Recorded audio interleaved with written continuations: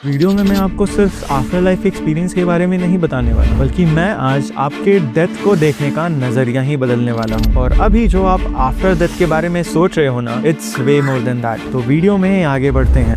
Previous videos में मैंने जैसे बताया था कि जब मैं आपसे बात कर रहा हूँ तो मैं शरीरधारी आत्मा से बात कर रहा हूँ, और इसी आत्मा ने एक शरीर को धारण किया है जिसे आप खुद को समझ रहे हो, और इसी शरीर को चेतना आपसे मिलती है, यानी आत्मा से। और अगर हम सूक्ष्मता से देखें तो आप यानी आत्मा ने एक नहीं 3 शरीर धारण किया है, सूक्ष्म, स्थूल और कारण शरीर। स्थूल शरीर यानी ये 5 भौतिक शरीर जिसे आप खुद को समझ रहे हो, द मल्टी सेल्यूलर बॉडी। सूक्ष्म शरीर यानी आपका इंटेलिजेंस, इमोशन, थॉट, इन सबको जन्म देने वाला शरीर। इसी में सारे विकार यानी काम, क्रोध, लोभ, मद, मत्सर सब विराजमान है। कारण शरीर यानी वो शरीर जो आपके सारे कर्मों को स्टोर करके रखता है। आप में कई लोग हमेशा ये सोचते होंगे कि आपके फ्यूचर में क्या होने वाला है या आपके पास्ट लाइफ में आप क्या होगे। Then let me tell you, ये सब पॉसिबल हो पाता है आपके कर्म के वजह से। संचित कर्म जो कि आपके अनंत जन्मों से इकट्ठा हुए हैं। हाँ, अनंत जन्म, आपके कई सारे जन्म हो चुके हैं। क्रियामान कर्म, ये वो कर्म होते हैं जो आप अपने अभी प्रेजेंट लाइफ में कर रहे हो, जिससे आपका संचित कर्म बनता है। और प्रारब्ध कर्म, जिससे आपके इस शरीर की रचना हुई है। ये प्रारब्ध वो कर्म होते हैं जो आपके संचित कर्म यानी आपके पूर्व कर्मों के स्टॉक से उठाकर आपके प्रेजेंट लाइफ में आपको दिया जाता है, ताकि आप अपने कर्मों के रिपोर्शंस को झेल सको। वो अच्छा कर्म हुआ तो आप सुख भोगोगे, और अगर बुरा कर्म हुआ तो आप दुख भोगोगे। पर अभी तक मैंने आफ्टर लाइफ एक्सपीरियंस के बारे में तो बताया ही नहीं, तो चलिए इसके बारे में भी बात करते हैं। देखो, आपके मरने का टाइम फिक्स नहीं होता। आपकी लाइफ टाइम बाउंडेड नहीं है, बल्कि आपकी life fix number of breath है, जो कंप्लीट हो जाने पे आपकी लाइफ खत्म होगी। और वो आखिरी सांस कौन सी है हमें नहीं पता। इसलिए हमें प्राणायाम करने के लिए और योगा करने के लिए आयुर्वेद बताते आया है, ताकि हमारी प्राण वायु सूक्ष्म रहे और हमारी सांस धीरे धीरे खर्च हो, क्योंकि हर एक सांस के साथ हम अपने शरीर को मृत्यु के नजदीक ले जा रहे हैं। हाँ, आपके शरीर के अंदर की आत्मा कभी नहीं मरती, वो अजर अमर है। आत्मा को नहीं काटा जा सकता है, नहीं जलाया जा सकता है, और ना ही किसी भी क्रिया द्वारा इसे खत्म किया जा सकता है। आत्मा स्वरूप सच्चिदानंद है। जब आप अपनी आखिरी सांस ले रहे होते हो, आपको आपके शरीर से यमपाश द्वारा खींचकर अलग किया जाता है, और ये काम यमदूतों का होता है। ये इतने खतरनाक होते हैं और इतने डरावने और भयानक दिखते हैं कि जीव इनको देखते ही भागने की कोशिश करता है, पर यमपाश में बंधे होने की वजह से वो कुछ भी नहीं कर पाता। स्थूल शरीर के मरने के बाद भी आत्मा के साथ ये सूक्ष्म और कारण शरीर हमेशा उनके साथ ही रहती है। पर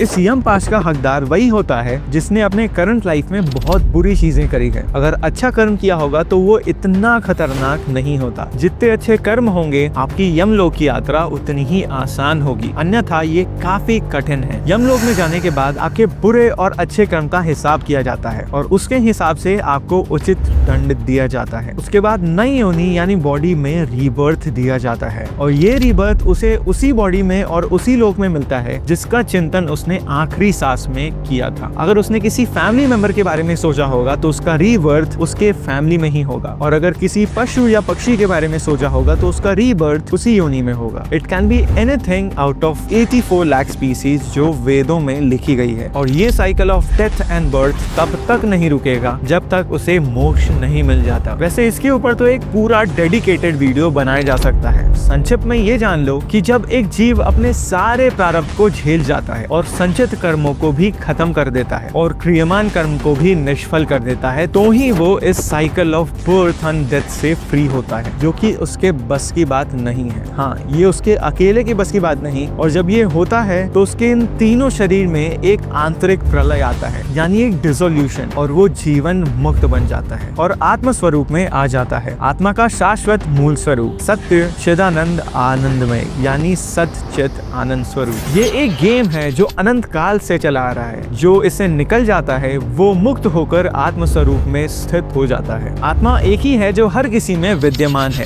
इसमें थोड़ा सा भी अंतर नहीं है। पर भगवान के योग माया से आत्मा को विस्मरण हो चुका है उसके आत्म स्वरूप का, और एक आत्मा अलग अलग दिखाई दे रही है विभिन्न स्वाप्निक भ्रमिक शरीरों में। जब इस दीर्घ काल के स्वप्न से जीव आत्मा उठता है तो उसे पता चलता है वो कहीं था ही नहीं, सिर्फ भगवान थे। आत्मा परमात्मा का अंश है। इनमें फर्क कैसे हुआ? वो एक ही है, किसी का कोई अस्तित्व नहीं है भगवान के अलावा। और जैसा वेद कहता है, सर्वम खलमिदम ब्रह्म, इस सारे चराचर जगत में सिर्फ ब्रह्म ही है। तो ये था वीडियो का एंड। अगर वीडियो अच्छा लगा हो तो इसे फिर से देखो। देखो, समझो और इम्प्लीमेंट करो। वीडियो को लाइक करो, चैनल को सब्सक्राइब करो और इस पे इन डेप्थ वीडियो चाहिए तो कमेंट में मुझे जरूर बताना। तब तक के लिए राधे श्याम।